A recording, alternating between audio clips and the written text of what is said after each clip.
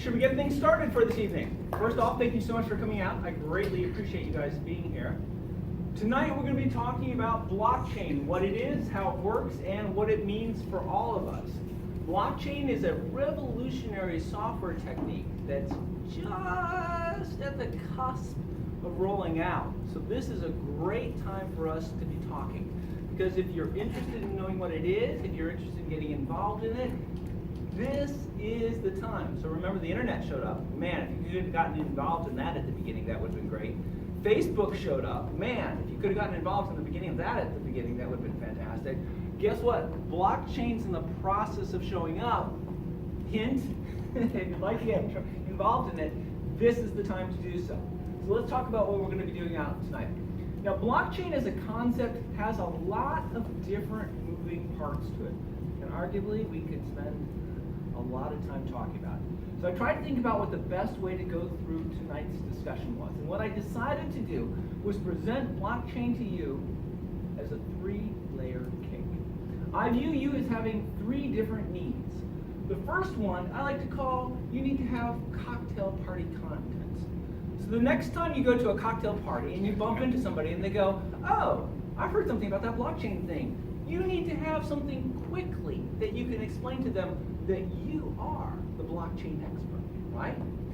The second layer of the cake is what I call the friend at Starbucks content. And that's when you get the call from your friend who says, oh, I got a job interview tomorrow, and I think it has to do with blockchain, but I don't know anything about blockchain. And you say, hey, let's get together at Starbucks. I know about blockchain. I'll explain it to you, all right? And the third layer, I like to call the jerk at work content, okay? And we all know who this person is. Every workplace has somebody who thinks they know everything. And of course, they do a lot of reading, right? So they know about blockchain, and they will tell you that they know about blockchain. So what we're going to do in the third phase of tonight's presentation is I'm going to share enough information with you that when you run into the jerk at work, you can say, stop, that's wrong. I'll tell you how blockchain works. Sound like a fair deal? Sound like a reasonable way to spend some time? All right. Let's do our cocktail party content, which is the top level of blockchain, just enough blockchain knowledge so the next time you go to a cocktail party, you'll have enough that you can share with the people there. So let's start off our discussion talking about, of all things, the music business. Now I'm going to ask you, I see some gray hair in the audience, so that's good. I see some younger people too, but let's play a game here. Let's go back to the early 2000s, okay? If you were a musician and you wanted to get your music sold, you had to get a contract with a studio. You had to get selected by a studio. And once they selected you, you would make your music. They would then be responsible for producing, marketing, and distributing it.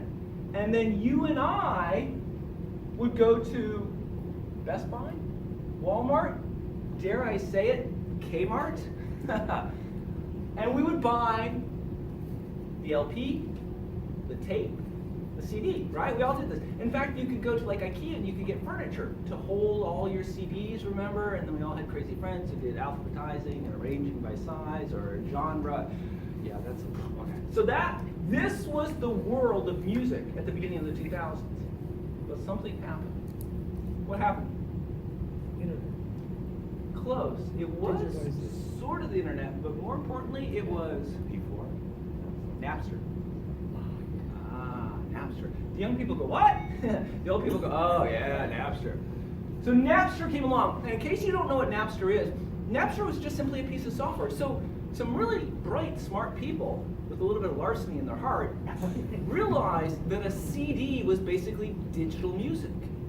And they could pull the digital music off the CD, place it into, here it comes, an MP3 file, and with the fabulous new invention at that time of the internet, they could make that MP3 file available to anybody who wanted to download it. They would store it on their computer, and everybody else could see what was on their computer and say, I'd like to have that, and they would send a copy of it to them. In my particular case, I had heard about Napster, and so this is where it gets a little bit weird. I went to my work computer, which of course had the fastest internet connection, and I installed Napster there.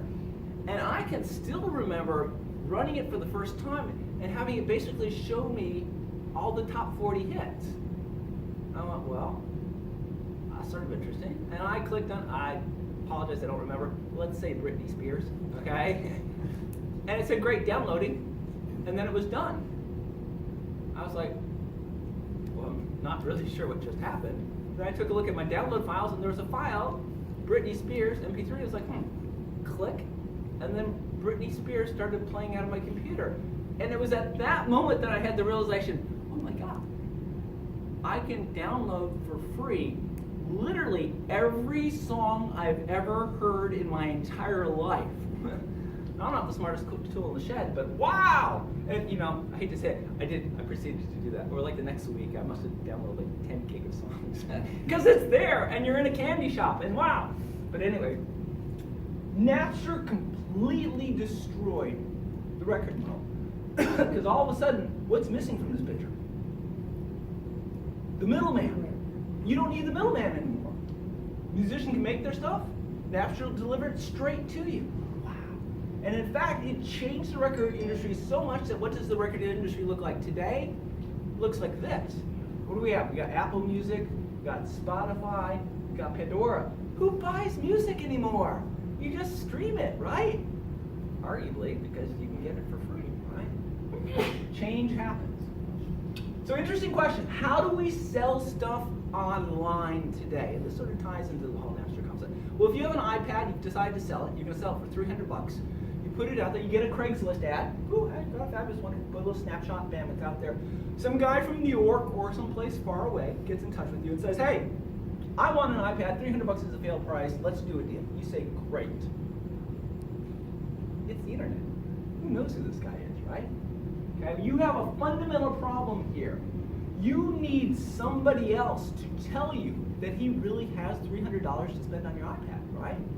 And who are you going to use? Arguably, you're going to use PayPal. Deposit $300 in my PayPal account and I will send you the iPad, right?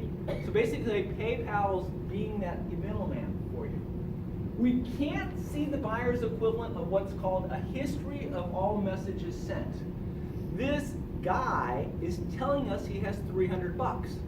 Where did he get the $300 from? Paycheck, gift from mom, lottery winnings. We don't know that he got $300 at some point in time so that he has $300 to give us, right?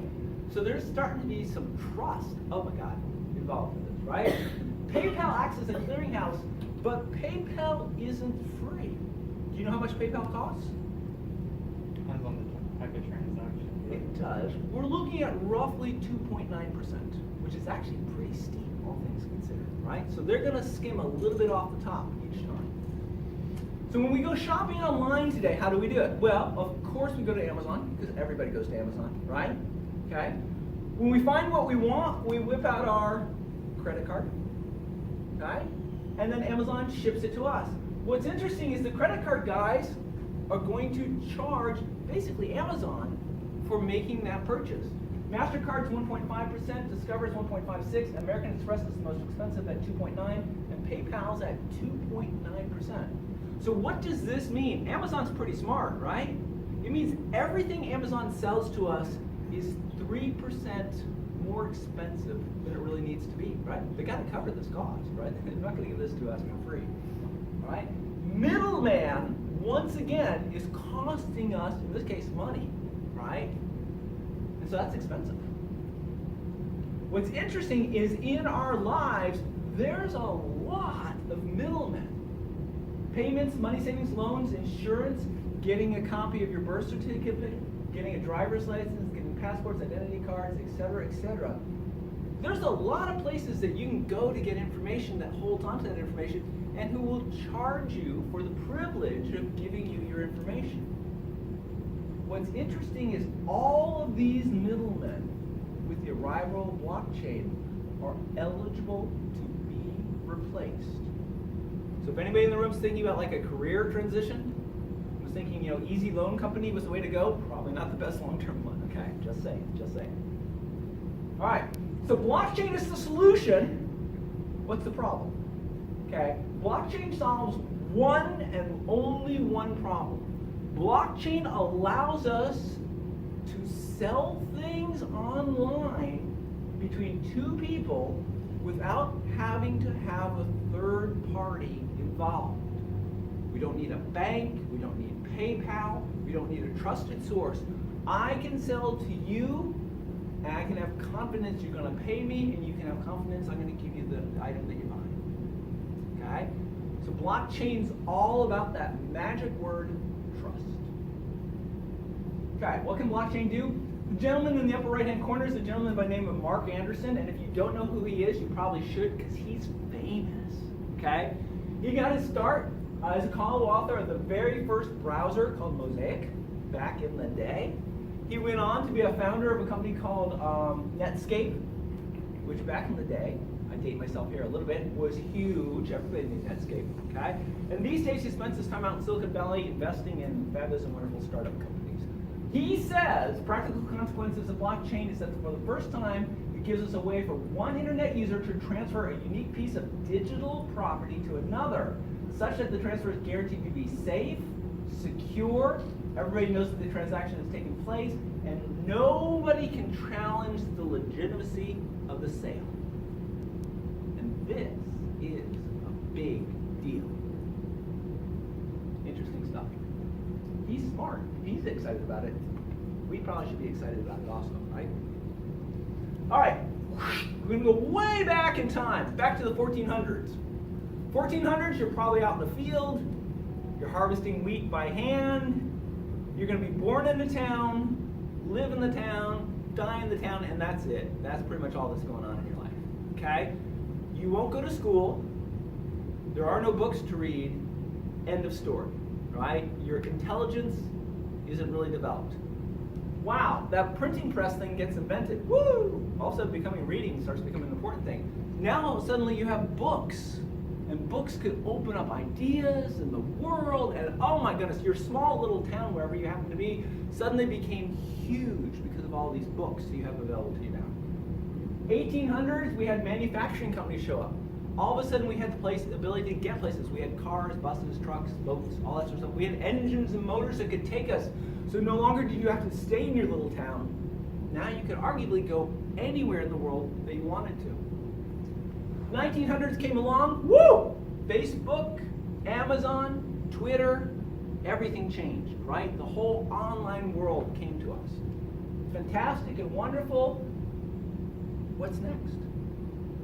What comes after this? Probably a lot of things, but definitely one of the things is trust. That's what blockchain is all about. Blockchain is going to give us the ability to trust companies on the internet, and that's something that we don't have today. All right, let me tell you about sorry, that's a lot of words. This is a classic problem. It's called the Byzantine generals problem, okay? The way it goes is that you've got 4 generals that are going to attack a heavily armored city, and they each go on a side of the city, north, south, east, and west, okay? In order to successfully defeat the city, 3 of the generals have to attack at the same time. Okay? The challenge is that they're on different sides of the city, so they really can't communicate with each other, so they have to send messengers.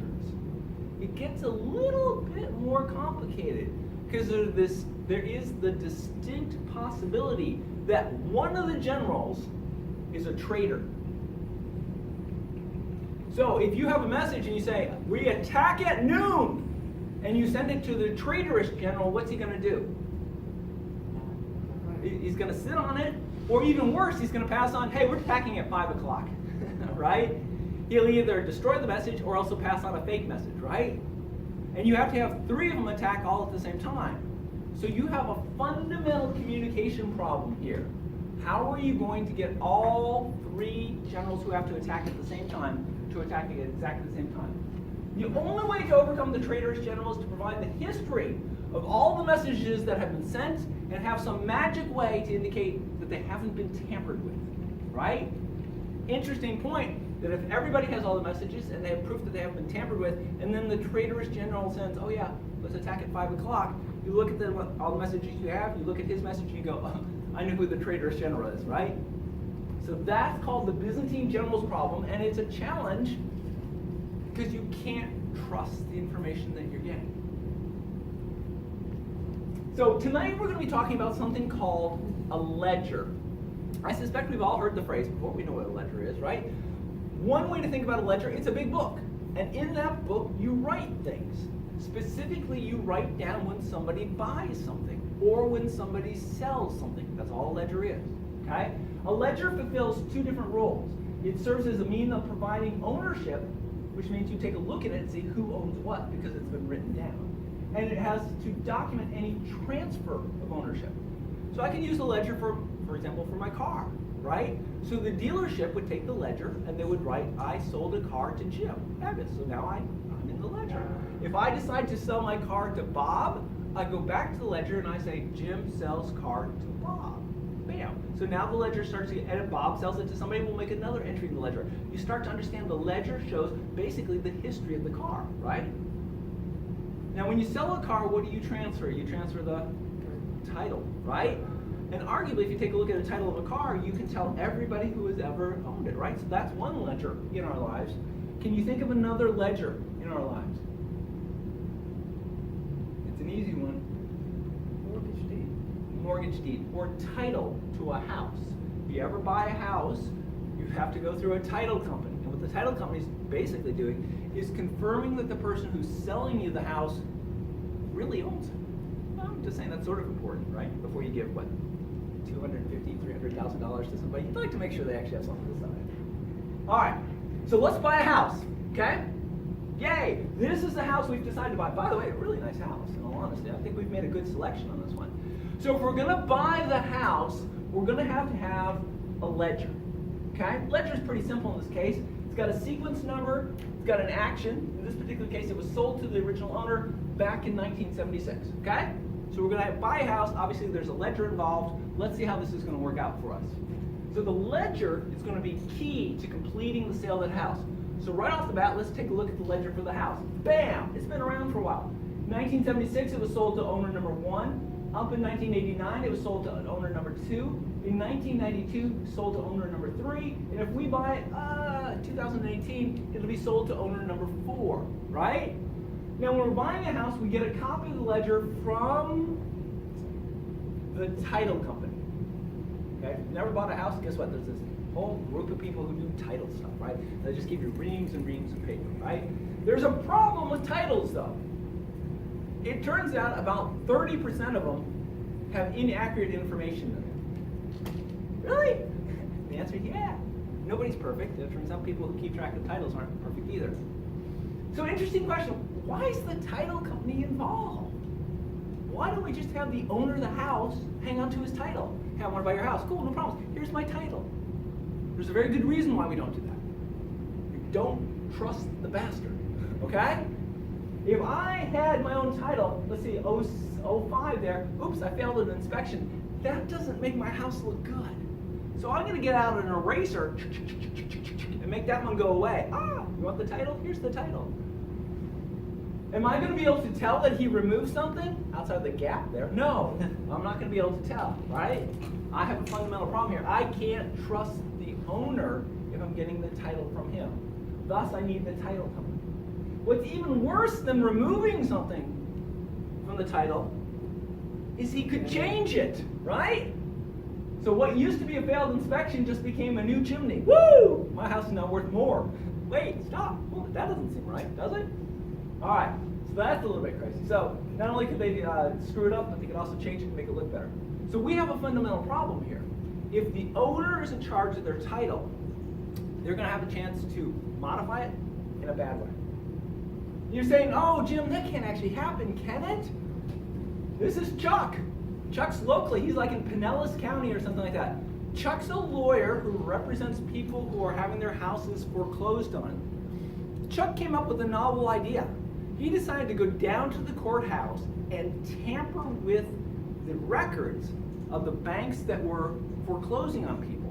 And when he tampered with the records, he could show that it wasn't valid for them to foreclose on his clients, which is a very noble thing to do. So I want to stress that. Interestingly enough, it also turns out to be illegal. So Chuck's on his way to jail right now, okay? So that wasn't so cool. So if Chuck's tampering with records, just imagine what homeowners are doing, right? So we've got a trust problem here. So using intermediaries, we have some trust when we conduct an interaction online or really with anybody, right? But the problem is trust doesn't go all the way.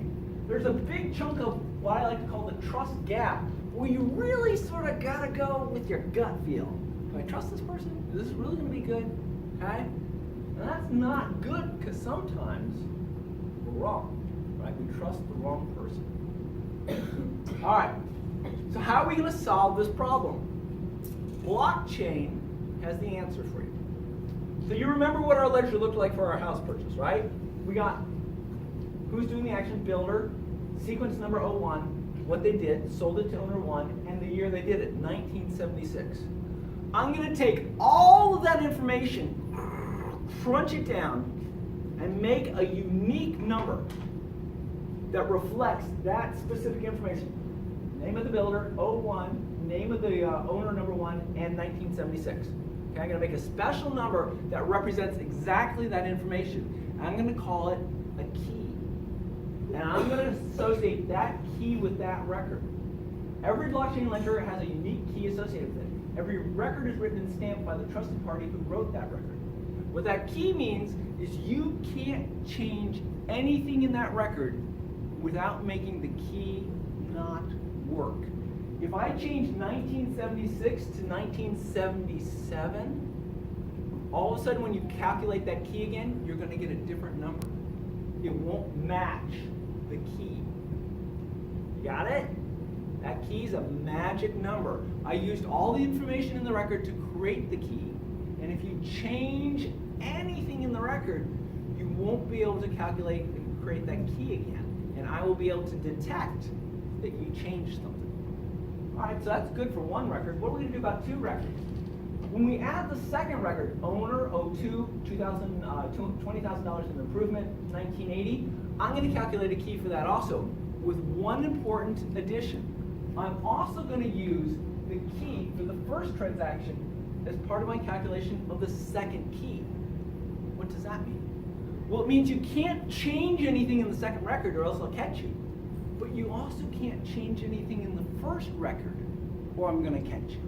Because that key isn't going to work out, right? So now that second record key locks the second record and also locks the first record also. Wow, that's pretty cool. I wonder if we can take this another step. Turns out we can. Third record. This key is going to lock the third record, and it's also going to lock the second record, which of course locks the first record. So that key is critically important. Because anybody can calculate the key, given the ledger. And if their calculation of the key doesn't match what I told them the key was, they know something's wrong. Okay? So blockchain effectively locks the ledger, makes it so nobody can change it or tamper with it. If somebody does, then all of a sudden the chain doesn't work out and everybody can detect that. We can't stop people from modifying it, but we can find out if they do. Basically, what's going to happen, blockchain is going to blow away all those intermediary companies. The title companies, the credit card companies, we don't need them anymore because with blockchain we can trust, well, even if we don't trust them, they really can't screw us over. Maybe that's a better way to say it. We can't be screwed over by the people that we're doing business with. All right. You now have enough information that the next time you go to a cocktail party, you can talk intelligently about blockchain. Now, let's deal with the second part of our problem tonight. You have your friend who's going for a job interview, has something to do with blockchain, doesn't know anything about blockchain, is asking you to explain to them, how does blockchain work? Let's do that, shall we? All right. Right off the bat, got to be real clear about this. There is something out there called Bitcoin. Bitcoin is not blockchain. It's important to understand blockchain is a fundamental concept, a tool used by Bitcoin, yes, but they are separate things. Bitcoin is a whole cryptocurrency, fabulous and wonderful. Blockchain is a software technique for having a distributed ledger that you can't tamper with, okay? So how does blockchain actually work? Let's talk about it. I'm A, my friend's B. My friend B says, hey, send me $100. How am I going to do that? What I'm going to do is I'm going to take $100 and put it in a trusted third party, probably a bank, and then my friend's going to pull $100 out of there. But is my friend actually going to get $100? Thank you very much, Bank of America. No, right? It's going to get 97, 98, whatever, after they take their cut off the top. The transfer is going to cost money to perform. It's going to take time. What do banks tell you when you deposit money? 2 to 3 days. 2 to 3 days. Wait! I gave you the money today. What do you mean 2 to 3 days? You've got the money. Give it away again. No, it takes a while. Our internal systems, yeah. All right, so time and money is associated here. I want the bank to go away. They're slowing me down. I got $100 to give my friends. Come on, this is stupid. I want money that it costs to go away. If I give them $100, I want them to get $100, and I don't want it to take time. So how are we going to do this? All right, it's me and apparently now 3 of my friends. Okay, let's give A 10 bucks. Bam, A's got 10 bucks. Okay. Now A's generous, wants to give some money to B. How much? $5. A's going to give $5 to B. Well, in our magical blockchain over here, we need to make a record for that. A's going to give B $5. Now remember, we talked about that magic key thing that locks it down, means you can't tamper with it. Bam. Cool. It's locked, you can't tamper with it. Okay. B's generous. It's going to give some money to C. How much? 3. Oh, okay. Well, we're not giving all our money away, but okay, that's fine. Got to make a record in our blockchain, our magical blockchain. Then we got to lock it down. Okay, cool. C's feeling generous. It's going to give some money to D. Not an awful lot of money in all honesty, but that's okay. D's got some now. We'll make another record in our blockchain saying, hey, we're giving money to D, and we'll lock it down. Pow! That's blockchain in action, right?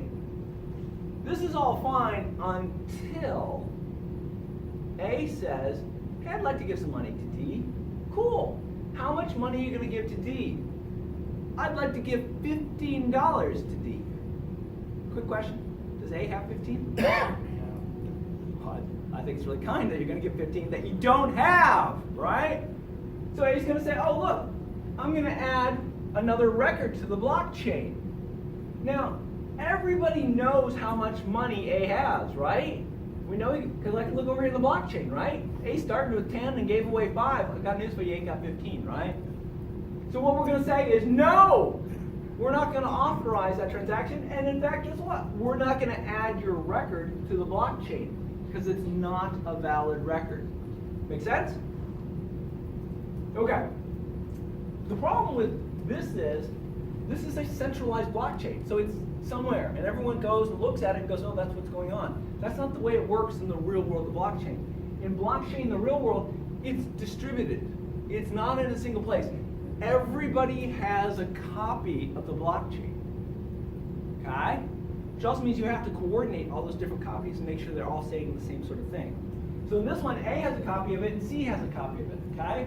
We have to synchronize them. Everyone sees the exact same version of the blockchain. So what are we going to do here? B is going to give $5 to D. Hot diggity. Finally, D's getting some money. That's good stuff. Okay? That means B has to make a transaction for the blockchain. It's a published, unvalidated transaction. Okay, so it's out there. We're going to have to validate it first. So how are we going to do this? All right. Nodes A and C, it turns out, are special nodes. We call them miners. Wow, we've heard about this stuff. What's going on here? So A and C are going to have a copy of the ledger, and they're going to be in competition with each other, a race, if you will, to create the magic key for this transaction. Remember, it's a magic number, and whoever can guess the magic number first wins. So they're off and running, okay? First miner to validate it, to guess the correct number, wins, and potentially gets paid, maybe in bitcoins or something like that, okay? What does the miner do? Validates the transaction. Does B have $5 to do in the first place? Okay, let's make sure that it's actually a kosher transaction. And then calculates the key that we'll use to lock this into the blockchain. Fabulous. So B is going to give $5 to D. Fantastic and wonderful. So let's say C magically calculates the magic value that we're going to use to secure that particular entry. Yay, C1. C was in a competition with A, C1, A lost. Fabulous. What happens next? C is going to broadcast that to everybody. Here's what the magic value is. When it broadcasts it to everybody, A is going to say, oh great, you got it. All right. And it's going to stop trying to calculate the value. Okay?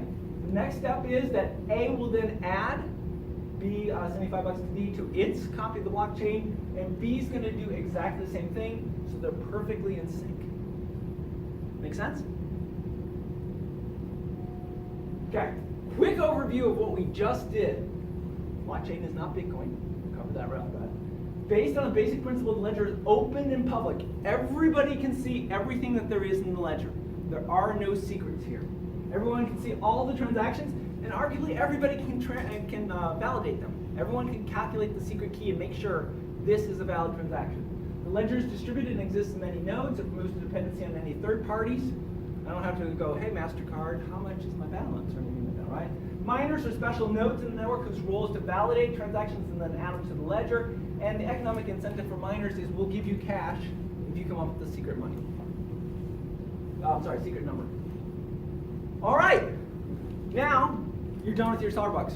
You draw circles on a napkin or something like that and get your friends squared away.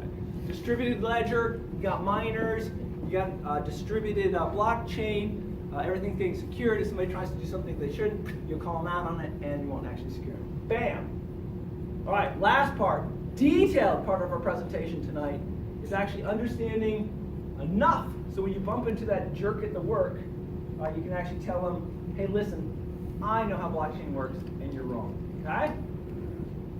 All right, so arguably, one way to think about blockchain, it's like trying to herd cats.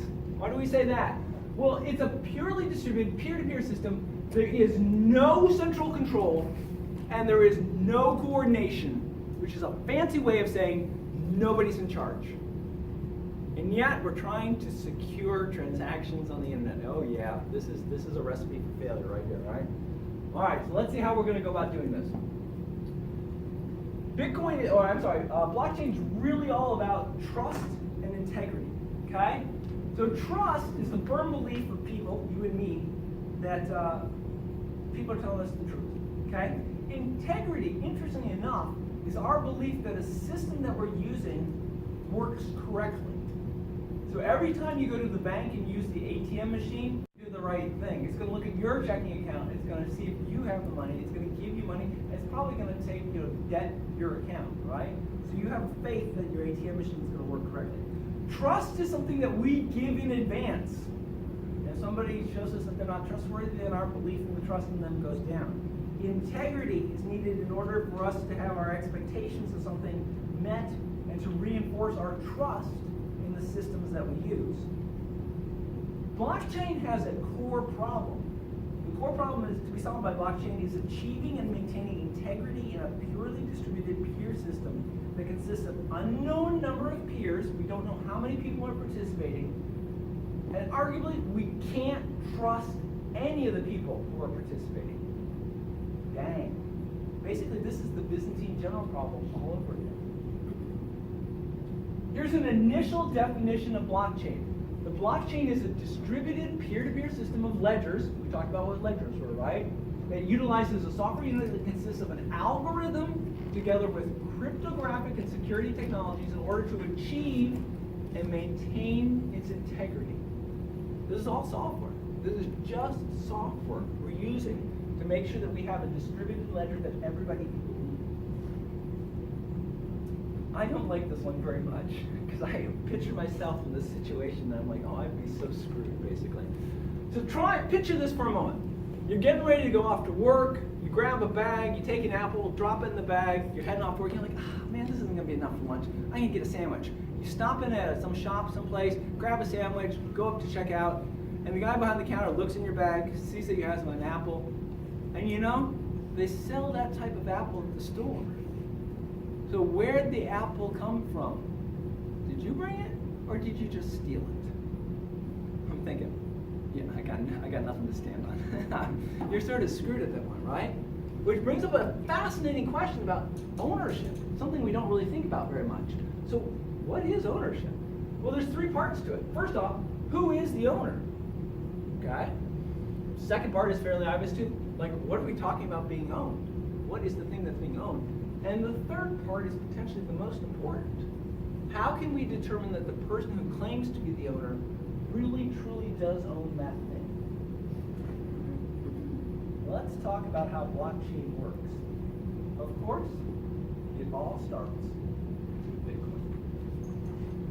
So, where did blockchain come from? Well, this is the weird part of the story, okay? Bitcoin was invented in 2009 by a person, or maybe a group of people, because we really don't know, that identified himself or theirselves by the name of Satoshi Nakamoto. Oh, he must be a Japanese guy. We should be able to look him up. No, you really can't. Okay? His stated goal was to create a new electronic cash system that was completely decentralized with no server or central authority. As part of the implementation, he also devised the very first blockchain database. This is where it gets weird. After he got it all set up, in 2011, he disappeared. Nobody knows who this person is. What he basically did was he published a paper. Here's how you do blockchain. People saw it and said, this is great. They ran with it, set it up. And he helped them for a while, but nobody knows who he is. And you go on the internet and say, who is Satoshi Nakamoto? And you'll find there's all sorts of theories, all sorts of interesting, smart people that they think it might be. Don't know who it is. Nobody's ever admitted to being him. I'm not quite sure why the mystery. I mean, it's not like he did anything bad or anything like that, but whoever it is, it's a secret. All right, so how does Bitcoin, the current cryptocurrency, work? Simply put, it's a digital currency. No bills to print, no coins to mint. It's decentralized. There's no government institution or a bank or anything like that controls it. Owners are anonymous. Instead of using names, tax IDs, or social security numbers, Bitcoin connects buyers and sellers using the government encryption keys. And it isn't issued from the top down like traditional currency. Rather, Bitcoin is mined by powerful computers connected to the internet. And you're like, cryptocurrency? That sounds so flaky. I just don't feel comfortable with that. And that's fine. But let's just have a brief moment about what you are comfortable with, right? So I hold in my hand a fabulous and wonderful US $1 bill. And if I offered it to you, would you take it? Yeah. And why would you take it? Because you see value in it, right? Why?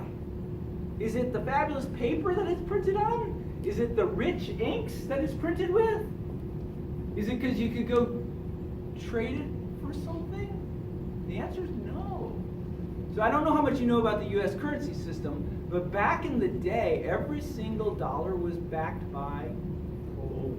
Yeah, and guess what? That went away in 1933, okay? It used to be that they said, it actually was printed on here back in the day, if you wanted to, I don't think you really could, but in theory, you could take it to the US Treasury and say, hey, I would like some gold, and you could trade the dollar, and they would give you gold for the dollar. So there was like, oh, okay, I understand what it actually is worth something. It's like basically a gold promissory note. So they stopped doing gold in 1933, and then it was backed by silver, which they stopped doing in 1968. So the interesting question is, what's it backed by today? What's that? A thumbs up. Basically a thumbs up, you're exactly right. In theory, it's backed by the gross domestic product of the United States of America. What it really means is that the US government will accept it in payment of your taxes. So all of a sudden that makes everything else valid, right? There is arguably no value to US currency, but everybody certainly accepts it, right?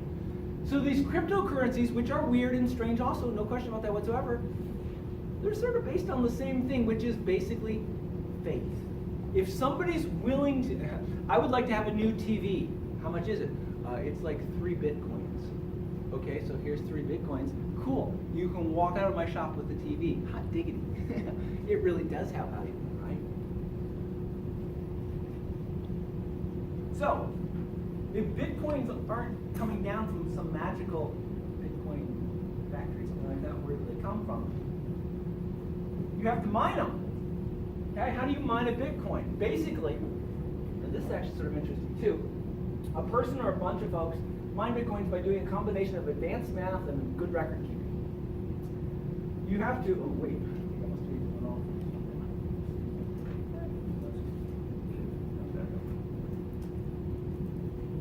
When somebody sends a Bitcoin to somebody else, pays for something with a Bitcoin, network records that transaction and all the other ones made over a certain period of time, and it makes something called a block. Computers running special software, the miners that we met, remember that was what, A and C, our example, inscribe these transactions in a gigantic digital ledger. The blocks are known collectively as the blockchain, an eternal, openly accessible record of all the transactions that have been made. And in order to secure everything, a hash value is calculated. Hash value. What's a hash? Using specialized software and increasingly powerful and energy-intensive hardware, miners convert each block of a bit chain into a sequence of code known as a hash. This is something a little bit more dramatic than it sounds, because producing a hash requires serious computational power, and lots of people do it. You can think of it as being like 1,000 chefs all competing to make a really good meal. And the first chef who produces the meal perfectly wins.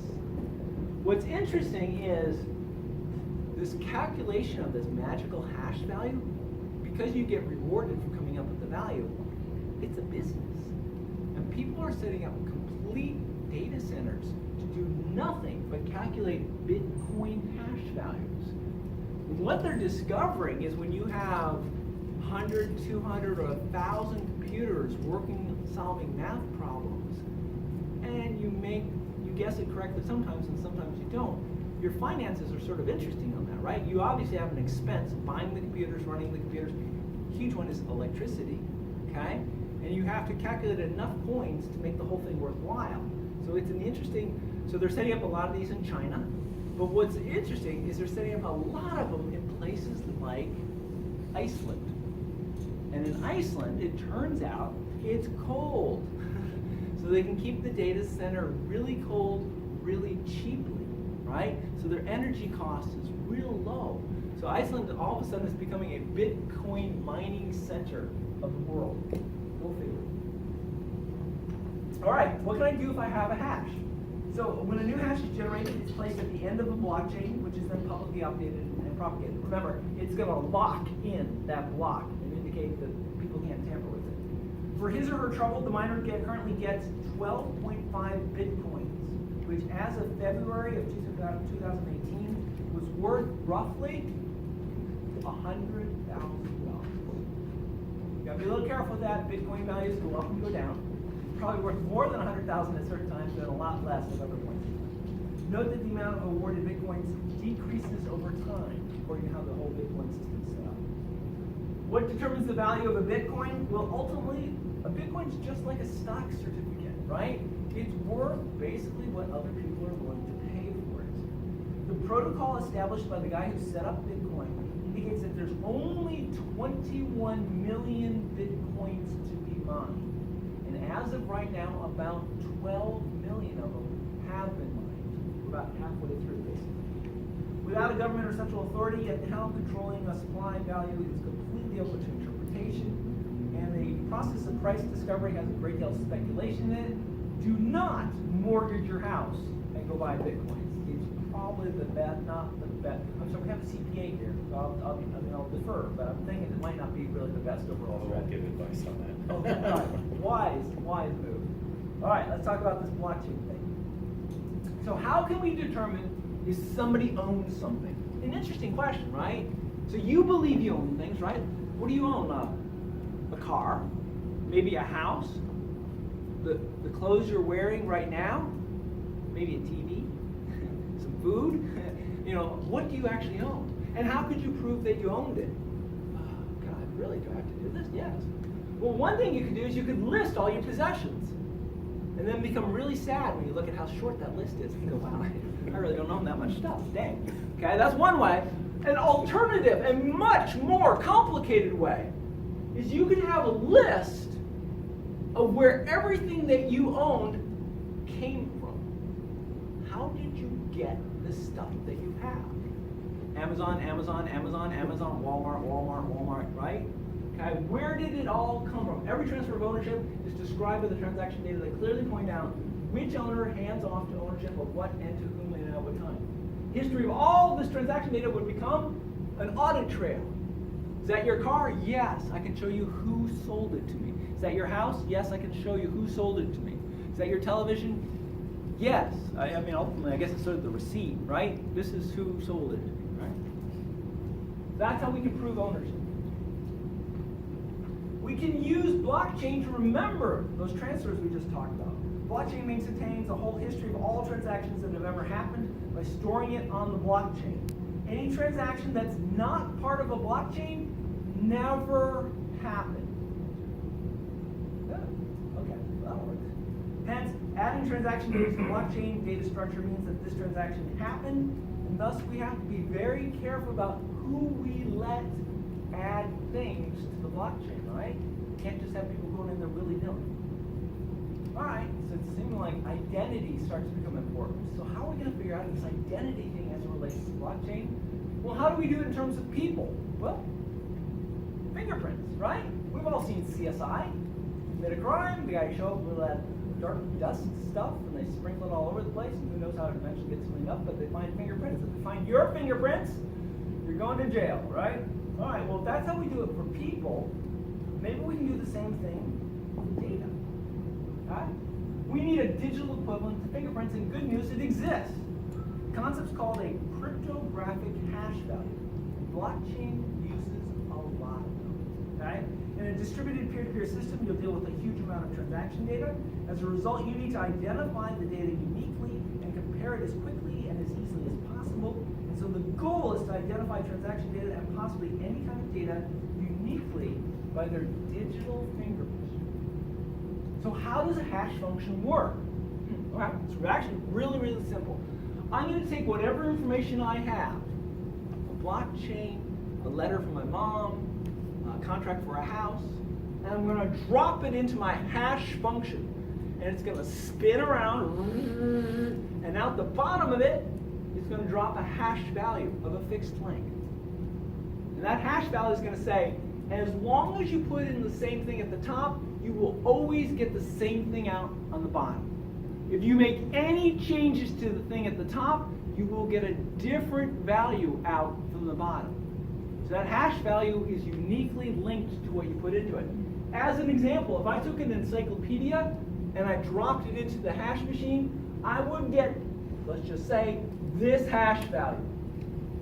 Okay, that's cool. Now we spell color, oh God, I'm going down a path here. Color is spelled C-O-L-O-R, right? Those crazy British people, however, just saying, sorry, don't want to throw any stones. It's C-O-L-O-U-R. If I go into my dictionary and I change the spelling of color, with that simple little change, I will get a different hash value produced. What does that tell me? It just tells me you dropped in a different dictionary than the one that you had there originally, right? I detect a change because the hash value changed. Okay, so storing data in a change-sensitive manner. We want to know if somebody's tampering with stuff. The goal is pretty simple. The goal is to store a large amount of data, such as transaction data, that's supposed to stay unchanged. Don't mess with my blockchain. Any changes to this data should be detected quickly and easily. We can store data together with hash references that point out other data, which in turn allow hash references that reference further data, and so on and so on. Remember, our key for record number 3 pointed to record number 2, pointed to record number 1. So when I lock down a single record, I'm also locking down all the other records at the same time. If any of the data or the hash references are changed after the creation, all the hash references are broken. Since the broken hash references are also evidence that the data was changed, we can throw the whole thing away. Which brings up hash puzzles. For reasons that we're going to be talking about later on, you may need to create puzzles that require computational resources in order to be solved. It should not be possible to solve these puzzles based on knowledge or data stored somewhere else, or by thinking about it really hard, like an IQ test or a knowledge test.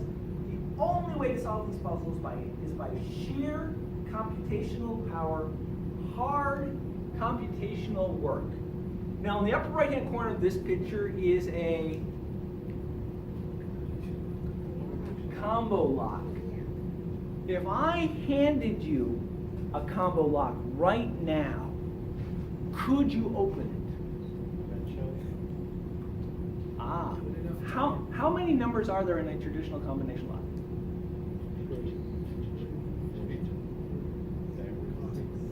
Stop. If I gave you the answer that you could open it, how many numbers would I give you? 3, right? Turn it to the right, turn it to the left, turn it to the right?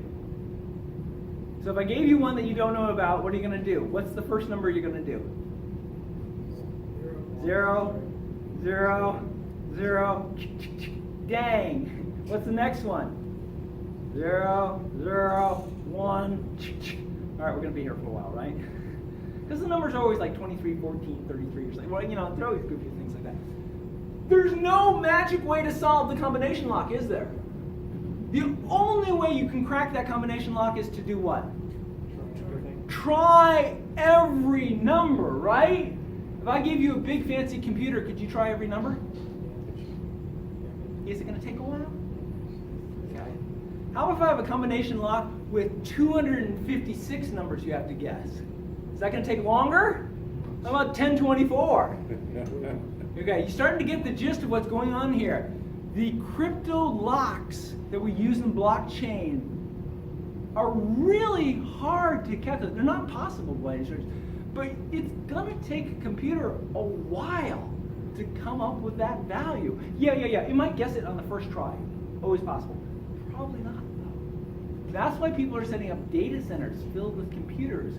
Because if I have 20 computers in a data center working on the combination lock, I can do 20 numbers at a time. Cool. It's going to take a while. If I have 200 computers in my data center, I can do 200 numbers at a time, right? It'll go faster and faster. I'm still using a ton of computing power trying to guess that number. Remember, in the world of blockchain, first person to guess it wins. That means everybody else has spent all that time trying to guess it, you lose, throw all that computational resources away. So how do you know exactly how do you know which number is the right number? Like, how do you know when that computation? Because what you're doing is you're actually encoding it. So if you can use that number to decode what you encoded, you've got the right number. That make sense? Because all other ones will just give you garbage. You try not to decode it. Where do we use hashing in the blockchain? We use it in 3 different places. We use it to store transaction data, so add it to the blockchain. We use it as a digital fingerprint of the transaction data, making sure that it's kosher. And we use it as a way to ensure computational costs. So if anybody tries to tamper with the blockchain, they have to recalculate those key values. And you can't do that easily. Okay? Yeah, you can calculate a key value, but it's going to take a long time. And guess what? If I've got a big blockchain, you want to tamper with something, you have to recalculate all of the key values. That's going to take a while. All right.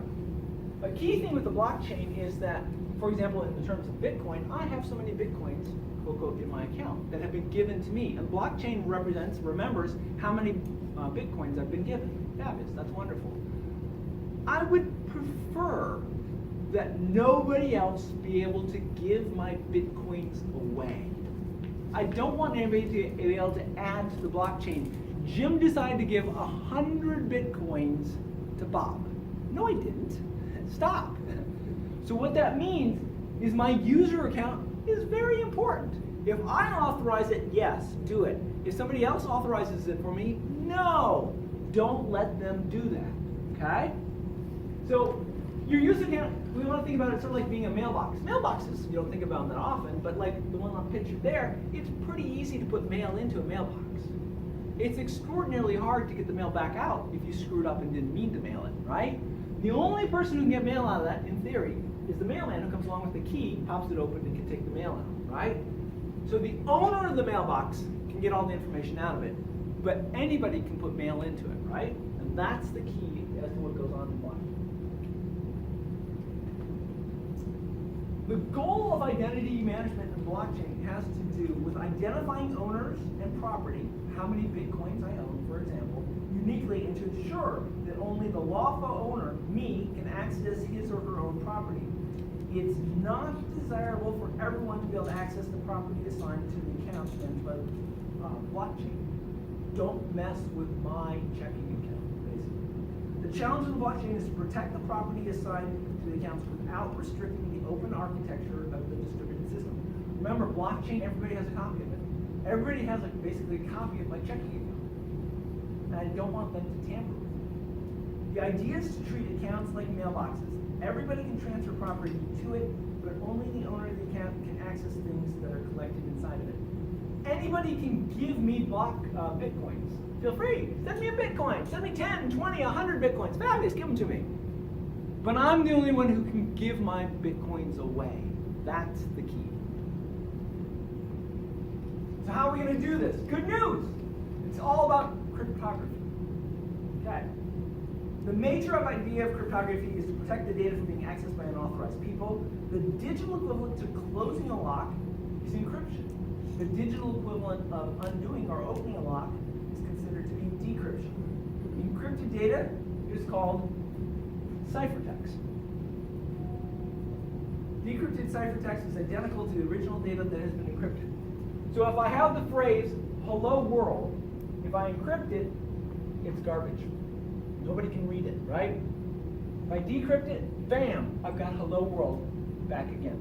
That's it. That's all there is to cryptography. There are two main types of cryptography. The first one is called symmetric. The second is called asymmetric.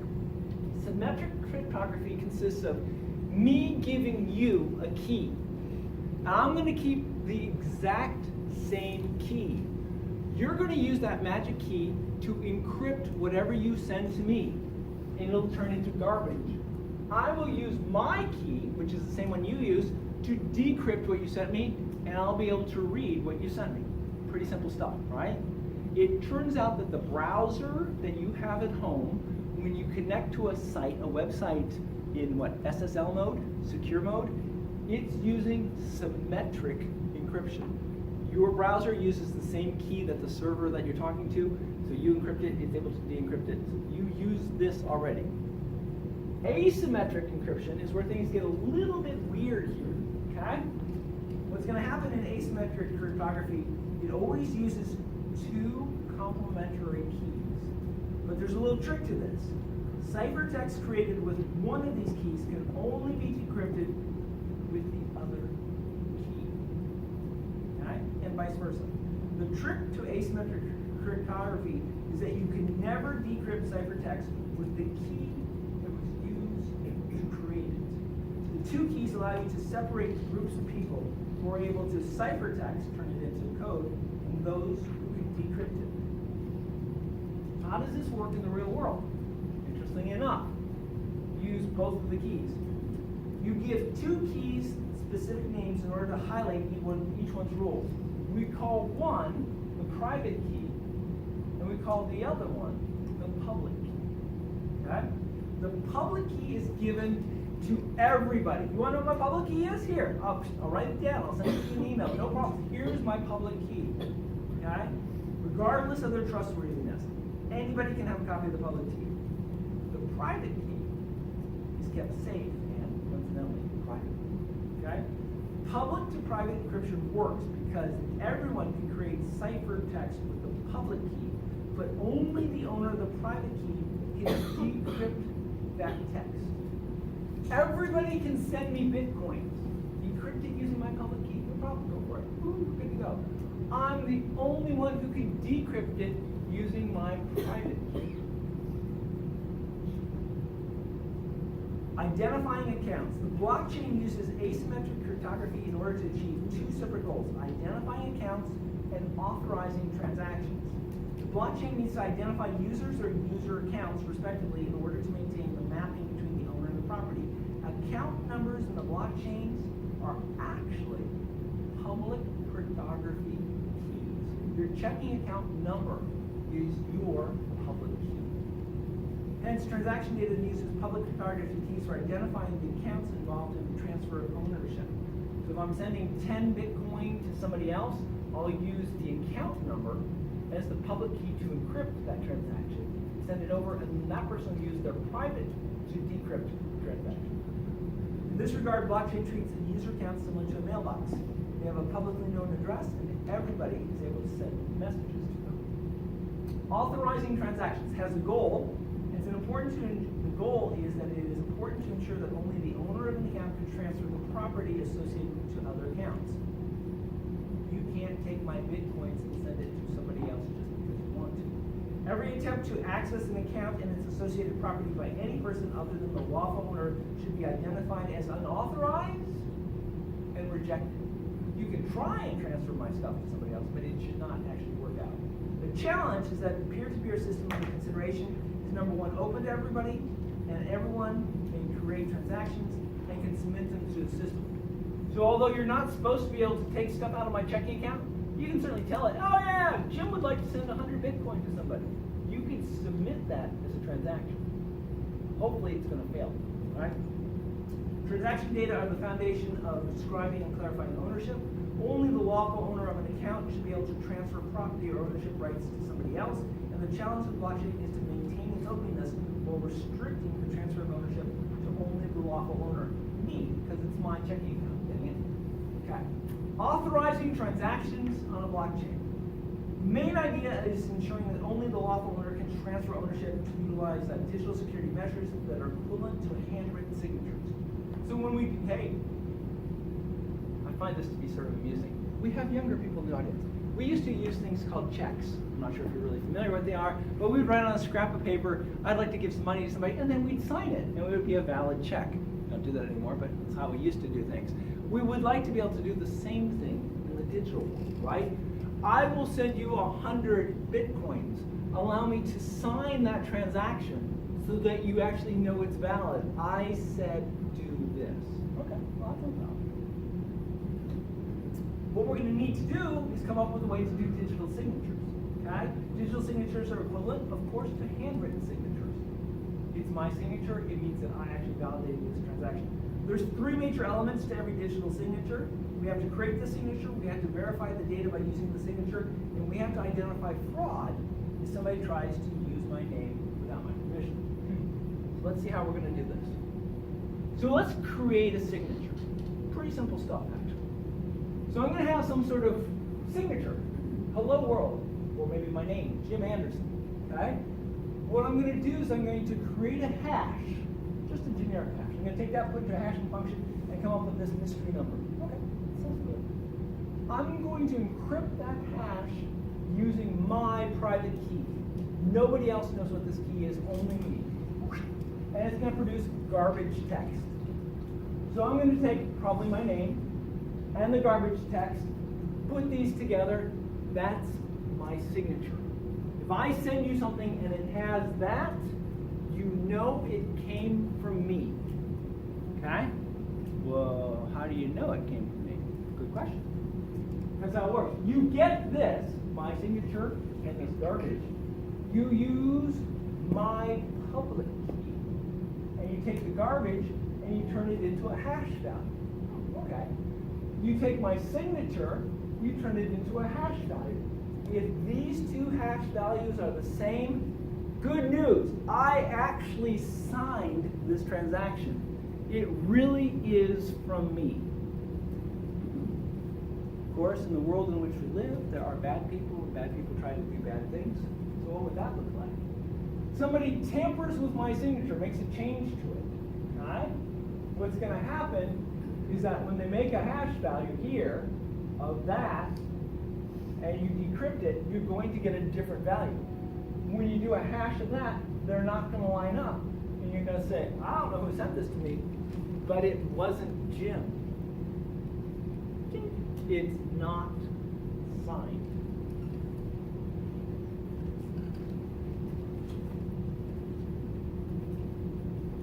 Protecting the data store. All right, so what we need to be able to do is distinguish honest from dishonest nodes.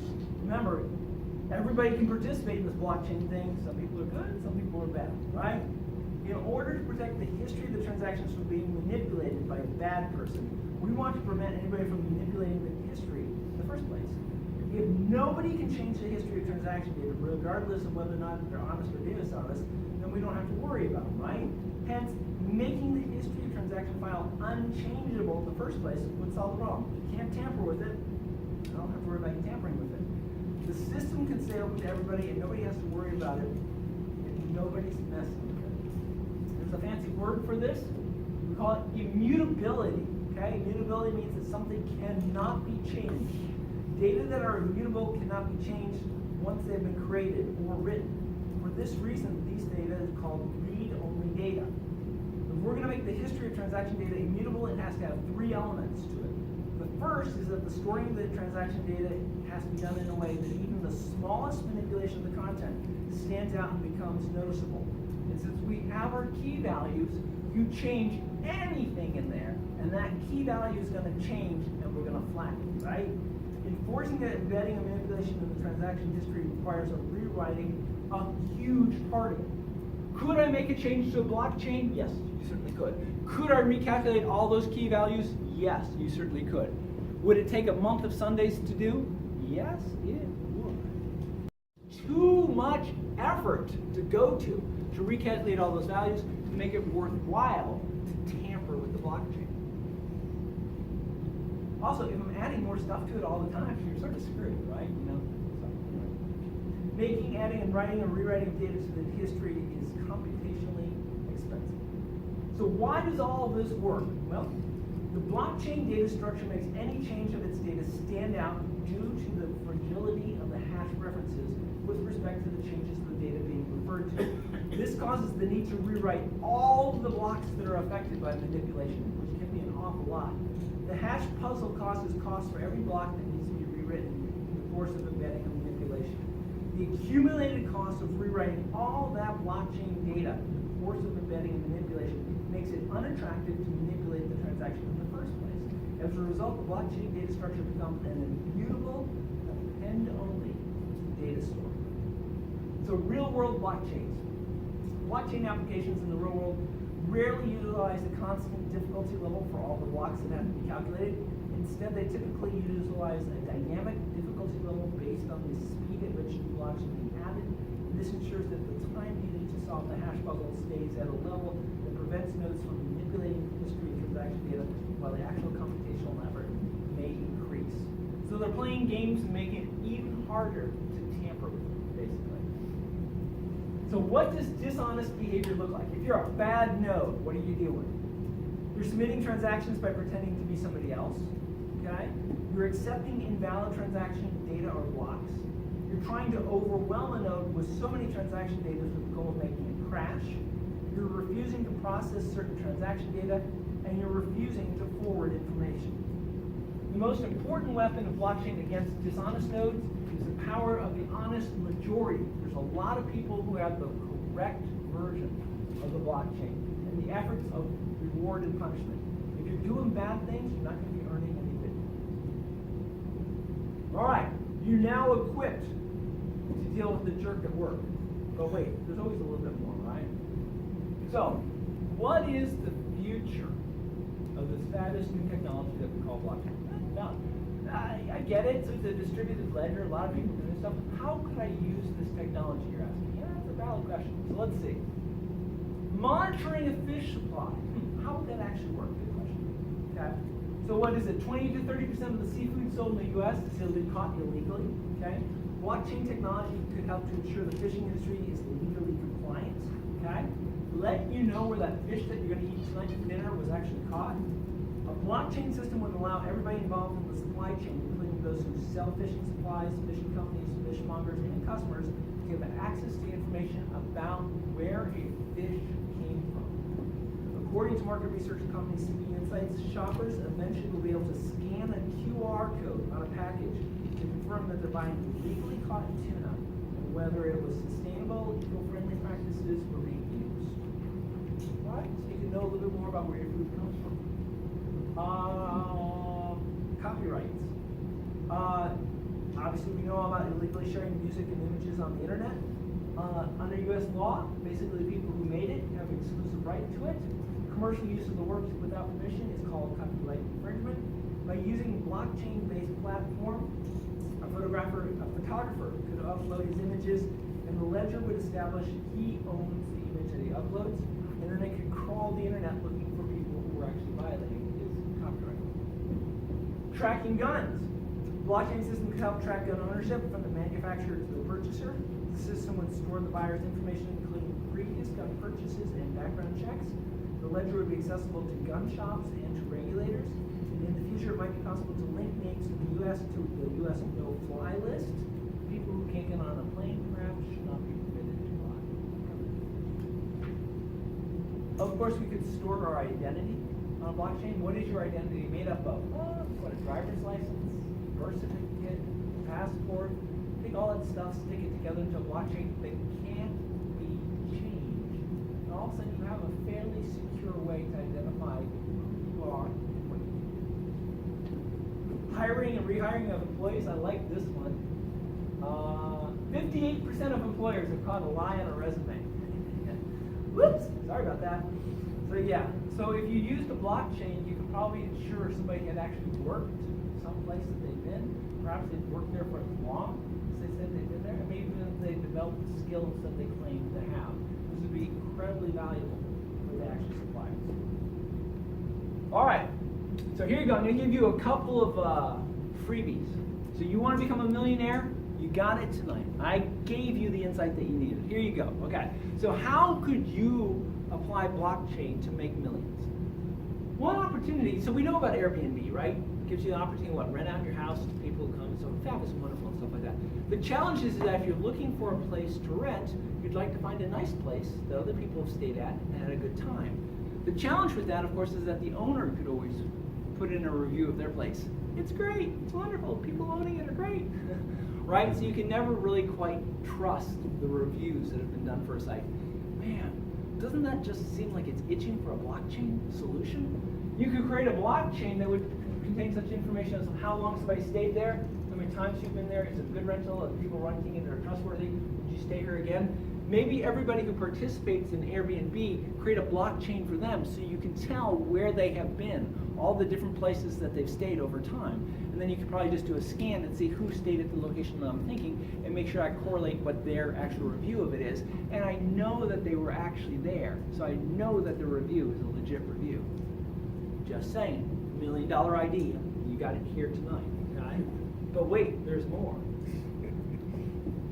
So I'm going to buy my girlfriend finally, the wife doesn't like it when I say this, I'm going to buy my girlfriend that engagement ring that we've been talking about. This time I'm going to get the $45,000 Blue Nile diamond from the Beers Corporation.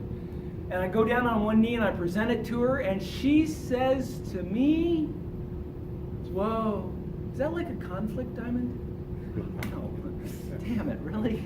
Look, stop, that's not what we're talking about here. I have no idea if it's a conflict diamond. I got it at the store, okay? I didn't have to fight them for it. They just really took my money and that was, no.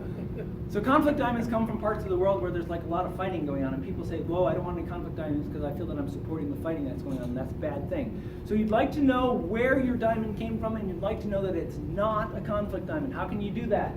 Blockchain. Where was it mined? Who cut it? Who sold it to De Beers?